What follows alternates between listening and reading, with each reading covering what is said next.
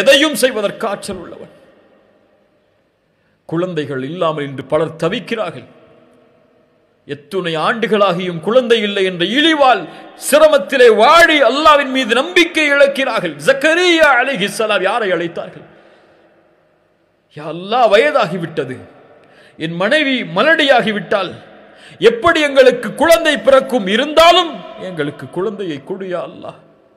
அல்லாஹ் கொடுத்தான். யஹ்யாவை கேட்டார், யா அல்லாஹ் எப்படி? கால கதாலிக் கால கதாலிக ஹுவ அலைய ஹய்யின் கால ரப்புக ஹுவ அலைய ஹய்யின். அப்படித்தான் ஏற்படும். அல்லாஹ்விற்கு அந்த காரியம் எளிதானது. மரியம் அலைஹிஸ்ஸலாம் கிழக்கு நோக்கி பயணமாகி திரையை மறைத்துக் கொண்டதற்கு பிறகு ஜிப்ரீலை அல்லாஹ் அனுப்பி சொன்னான், அல்லாஹ் உங்களுக்கு ஒரு குழந்தையை கொடுக்கிறான், தூய்மையான குழந்தை என்று. மரியம் கேட்டார்கள், எப்படி எனக்கு குழந்தை பிறக்கும்? என்னை யாரும் தொடவில்லை, எந்த ஒரு தவறான செயலும் என்னிடத்திலே இல்லை. கால கதாலிகி கால ரப்புகி ஹுவ அலைய ஹய்யின். அப்படித்தான் அல்லாஹ் நாடியதை செயல்படுத்துவது அவனுக்கு எளிது. இப்ராஹிம் அலைஹிஸ்ஸலாம், சாரா அவர்களுக்கு குழந்தை இல்லை. அல்லாஹ் மலக்குகளை அனுப்பினான் வீட்டுக்கு விருந்துக்காக. உணவு வைக்கப்பட்ட போது அவர்கள் விலகிக் கொண்டார்கள். நீங்கள் பயப்படாதே, நாங்கள் அல்லாஹ்வின் புறத்திலிருந்து அனுப்பப்பட்ட மலக்குகள், அல்லாஹ் உங்களுக்கு ஒரு குழந்தையை நற்செய்தியாக கொடுக்குமாறு எங்களுக்கு அறிவுறுத்தி இருக்கிறான். நெஞ்சில் அடித்துக் கொண்டு முகத்தில் அடித்துக் கொண்டு ஓடி வந்தார்கள் சாரா. எப்படி அல்லாஹ் எங்களுக்கு அதை கொடுக்க முடியும்? நான் வயதாகிவிட்டேன், மலடியாக இருக்கும் நிலையில்.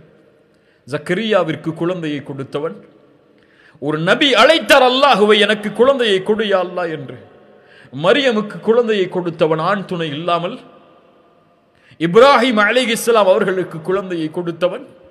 அவன் நாடிய போது உங்களுக்கு குழந்தையை கொடுக்க ஆற்றல் இல்லாதவனா என்று எண்ணிக்கொண்டிருக்கிறீர்கள்? அல்லாஹ் கொடுப்பான். கேட்டதை அல்லாஹ் கொடுப்பான்.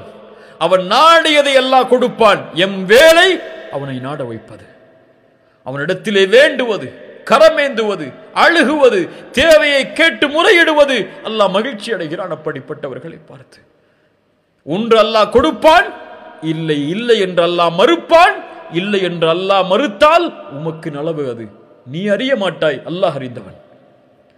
அல்லாஹ் தாமதமாக கொடுத்தால் அல்லாஹ் தாமதப்படுத்துகிறான்.